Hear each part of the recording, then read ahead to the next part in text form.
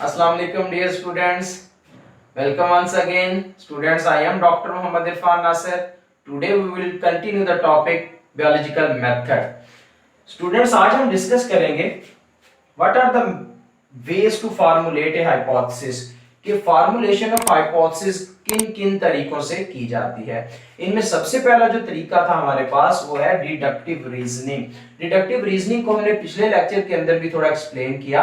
आज एग्जांपल्स के थ्रू समझते हैं कि व्हाट इज डिडक्टिव रीजनिंग।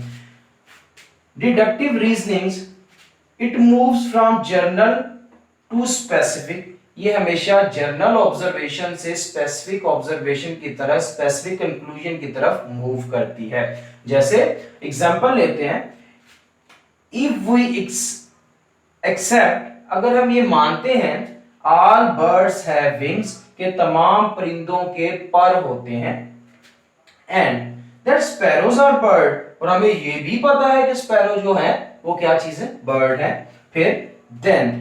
फिर हम क्या तस्वीर करेंगे, देन वी कंक्लूडेड, फिर हम ये नतीजा निकालते हैं स्पैरोज हैव विंग्स, कि स्पैरोज जो है इनके भी पर होते हैं। तो स्टूडेंट, हमने कहां से स्टार्ट किया, हमने एक जनरल टर्म से स्टार्ट किया। जनरल टर्म कौन सी, कि हमने सारे बर्ड से स्टार्ट किया और फिर हम किस तरफ आए, स्पैरोज तक आए। तो इस तरह की जो हमारे पास कंक्लूजन निकालना है, किससे, from general statement toward specific, इसे हम क्या नाम दे देते हैं, डिडक्टिव रीजनिंग का। और डिडक्शन के अंदर आपको पता है कि हम क्या किस चीज का इस्तेमाल करते हैं, इफ एंड देन की लॉजिक इस्तेमाल करते हैं। सेकंड एग्जांपल लेते हैं इसको समझने के लिए। इफ, अगर all green plants require light for photosynthesis, हमें पता है कि अगर तमाम जो पौधे हैं इन्हें लाइट चाहिए किसके लिए, फोटोसिंथेसिस के लिए, तो देन एनी ग्रीन प्लांट, कोई भी ग्रीन प्लांट जो है, व्हेन प्लेस्ड इन डार्क, अगर उसे डार्क में रखा जाएगा, लाइट की गैर मौजूदगी में रखा जाएगा, वुड नॉट परफॉर्म फोटोसिंथेसिस, वो क्या नहीं कर सकेगा, फोटोसिंथेसिस का प्रोसेस परफॉर्म नहीं कर सकेगा, जिसे क्या नहीं बनेगा, ग्लूकोज नहीं बन सकेगा, जो किसके लिए इस्तेमाल होता है, पौधों के अंदर एज ए फूड के तौर पर इस्तेमाल होता है। तो स्टूडेंट, ये देखें हमारे पास डिडक्टिव रीजनिंग के हम डिटेक्ट कर रहे हैं, किसी चीज को कम करते चले जा रहे हैं, जनरल चीज से किस तरह मूव करते चले जा रहे हैं, स्पेसिफिक की तरफ। ये था हमारे पास डिडक्टिव रीजनिंग, कि किस तरह डिडक्टिव रीजनिंग से हम क्या चीज बनाते हैं, हाइपोथेसिस बनाते हैं। अब मूव करते हैं अगले हमारे वे की तरफ, वो है इंडक्टिव रीजनिंग। इंडक्टिव रीजनिंग क्या है, it move from specific to general, बिल्कुल ऑपोजिट है किसका, डिडक्टिव रीजनिंग का। यहां पर हम मूव करते हैं from specific observation and conclude general, हमारे पास जो हमारे पास प्रिंसिपल है वो ड्रा करते हैं इससे। तो देखें इसकी एग्जांपल क्या है, कि हम स्पेसिफिक चीज से स्टार्ट करेंगे, मतलब बिल्कुल ऑपोजिट जाएंगे, कि हम थोड़ी चीज से स्टार्ट करेंगे और किस तरफ चलते जाएंगे, ज्यादा चीज की तरफ चलते चले जाएंगे। तो देखें एग्जांपल के थ्रू समझते हैं। इफ वी नो दैट, अगर हमें पता है स्पैरोज हैव विंग, कि जो स्पैरोज हैं इनके क्या होते हैं, विंग्स होते हैं, एंड आर बर्ड्स, और हमें ये भी पता है कि स्पैरोज जो है वो क्या चीज है, परिंदे हैं। And we know that eagle, parrot, crow are the birds, हमें ये भी पता है कि अकाब, जो पैरट है तोता है, और क्रो जो है कौवा है, वो क्या चीज है, बर्ड्स हैं। तो फिर हम क्या कंक्लूड कर सकते हैं, देन वी कंक्लूड दैट, हम ये नतीजा निकाल सकते हैं that all birds have wing, कि तमाम जो बर्ड हैं वो क्या चीज है, वो पर रखते हैं, और सारे के सारे क्या हैं, परिंदे हैं। तो देखिए हमने स्टार्ट कहां से किया, हमने स्टार्ट स्पैरो से किया, एक स्पेसिफिक चीज से किया, और किस तरफ गए, हम पूरे बर्ड्स की तरफ गए। तो इस तरह का जो प्रिंसिपल अखज करना है किसी भी स्पेसिफिक ऑब्जर्वेशन से, that is called inductive reasoning. तो ये था हमारे पास दूसरा मेथड कि किस तरह हम हाइपोथेसिस को बना सकते हैं। इसके बाद हम मूव करते हैं other ways to formulate hypothesis. इसके अलावा कौन कौन से और तरीके हैं जिनसे हम क्या बना सकते हैं, हाइपोथेसिस को फॉर्मुलेट कर सकते हैं। तो स्टूडेंट, सबसे पहला हमारे पास जो तरीका है अदर वेज के अंदर, वो है इंट्यूशन और इमेजिनेशन। इमेजिनेशन से जहन में आ रहा होगा कि हम जो चीज इमेजिन करते हैं, जो हमारी छठी सेंस कहती है, उसी को इंट्यूशन और इमेजिनेशन कहते हैं। इस बेस पर भी हाइपोथेसिस बनाया जा सकता है, कोई राय कायम की जा सकती है। से फॉर एग्जांपल हम ये कहते हैं, समझते हैं एग्जांपल के थ्रू, कि अगर हम में से कोई बाहर चले जाता है, अब्रॉड चला जाता है, तो हमारे जहन में एक इमेजिनेशन बन जाती है कि जो बंदा भी बाहर जाता है उसकी लाइफ अच्छी हो जाती है, मतलब वो ज्यादा कमाता है और उसकी रोजमर्रा जिंदगी में जो मामलात हैं वो बेहतर से बेहतर होते चले जाते हैं। ये हमारी इमेजिनेशन है। तो इस बेस पर एक राय कायम कर लेना कि भाई जो बंदा अब्रॉड चला जाता है वो ज्यादा अमीर हो जाता है, उसका रहन सहन अच्छा हो जाता है, तो इस तरह की राय कायम कर लेना, दैट इज कॉल्ड इमेजिनेशन और इंट्यूशन। तो इस तरीके से जो हाइपोथेसिस बनाया जाता है उसे हम नाम क्या देते हैं, इंट्यूशन और इमेजिनेशन के थ्रू हाइपोथेसिस का बनना। फिर हम सेकंड डिस्कस करेंगे aesthetic preference. Aesthetic preference, aesthetic कहते हैं हुस्न और जमाल को, मतलब जाती पसंद या नापसंद। इस बेस पर भी हम क्या बना सकते हैं, हाइपोथेसिस को बना सकते हैं। तो एस्थेटिक प्रेफरेंस की एग्जांपल ऐसे समझते हैं कि मतलब कोई 10 चीजें हमारे पास, कोई भी चीजें पड़ी हैं, आप ऐसे समझ लें कि शो पीस पड़े हैं हमारे सामने, इन 10 शो पीस में से हमें एक शो पीस पसंद आता है, किस वजह से, कि वो हमारी आंख को अच्छा लगा, वो हमें खूबसूरत लगा।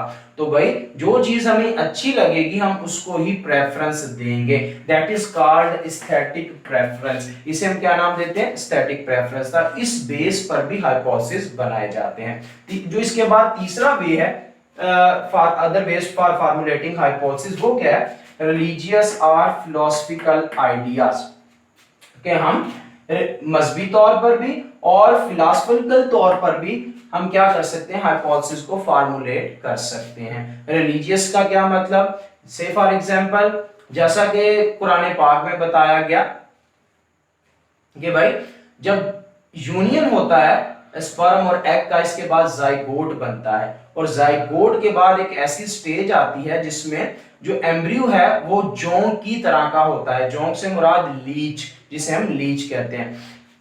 अब ये तो एक हमारे मजहब में बताया गया, इसको एक्सपेरिमेंटली प्रूफ कैसे किया गया, साइंटिस्ट ने इस पे रिसर्च की, क्या आया कि ये बात बिल्कुल ठीक है कि भाई एक स्टेज ऐसी आती है जाइगोट के बाद जिसमें जाइगोट जो है एम्ब्रियो में कन्वर्ट होता है और एम्ब्रियो की शक्ल बिल्कुल एक जोंक की तरह हो जाती है, लीच की तरह हो जाती है। तो जब एक्सपेरिमेंट किया गया डिफरेंट साइंटिस्ट ने, तो पता चला वाकई ही ये बात बिल्कुल ठीक है। तो इस तरह एक मफरूजा कायम कर लेना, दैट इज कॉल्ड रिलीजियस और फिलोसफिकल आइडियाज। तो ये भी बेस बन सकते हैं किसी भी हाइपोथेसिस को फार्मुलेट करने के। उसके बाद हम बात करते हैं comparison and analogy with other processes. भाई दूसरे प्रोसेसेस के साथ कंपैरिजन करना या एनालॉजी करना और इस बेस पर हाइपोथेसिस बनाना। जैसे हम एग्जांपल लेते हैं कंपैरिजन, हमारी क्लास में 10 स्टूडेंट हैं और 10 स्टूडेंट में से मैं एक स्टूडेंट को पिक करता हूं कि ये बड़ा पढ़ने वाला है, ये बड़ा लाइक स्टूडेंट है। अब मैंने क्या किया, एक स्टूडेंट को 10 लोगों के साथ कंपेयर करके मैंने बता दिया कि भाई ये जो स्टूडेंट है ये ज्यादा जो है ये पढ़ने वाला है और ज्यादा कैलिबर का स्टूडेंट है। तो इस तरह भी हम हाइपोथेसिस बना सकते हैं चीजों को कंपैरिजन करके। अब कहते हैं एनालॉजी। एनालॉजी क्या होता है, टू डिफरेंट थिंग्स, दो डिफरेंट चीजें बट हैविंग सेम फंक्शन, लेकिन उनका फंक्शन जो है वो सेम हो। से फॉर एग्जांपल हमारे पास चीनी है, हमारे पास शक्कर है, दोनों का फंक्शन सेम है लेकिन दोनों डिफरेंट है। दोनों का फंक्शन क्या है, किसी चीज को मीठा करना। तो इस बेस पर भी हम क्या काम करते हैं, हम क्या फार्मुलेट कर सकते हैं, हाइपोथेसिस को बना सकते हैं कि दो चीजों को कंपेयर करके जो बिल्कुल एक दूसरे से डिफरेंट है बट हैव सेम हमारे पास फंक्शन है उनका। लास्ट है discovery of one thing while looking for some other thing. कि बाज़ दफा ऐसा होता है कि हम कोई और काम कर रहे होते हैं और कुदरती तौर पर एक नई चीज इजाद हो जाती है और हम उस बेस पर एक राय कायम कर लेते हैं और इस तरीके से एक मफरूजा हमारे पास बन जाता है जो है हाइपोथेसिस। एग्जांपल लेते हैं, जैसे बड़ा मशहूर किस्सा है कि जब के जो हमारे पास फ्लेमिंग था, अलेक्जेंडर फ्लेमिंग, ये एक्सपेरिमेंट कर रहा था अपनी लैब के अंदर, बैक्टीरिया को स्लाइड के ऊपर चेक कर रहा था, देख रहा था। ऐसा हुआ कि खिड़की में से हवा आई तेज और कोई चीज या पत्ते की तरह की कोई चीज इसकी स्लाइड पर गिरी।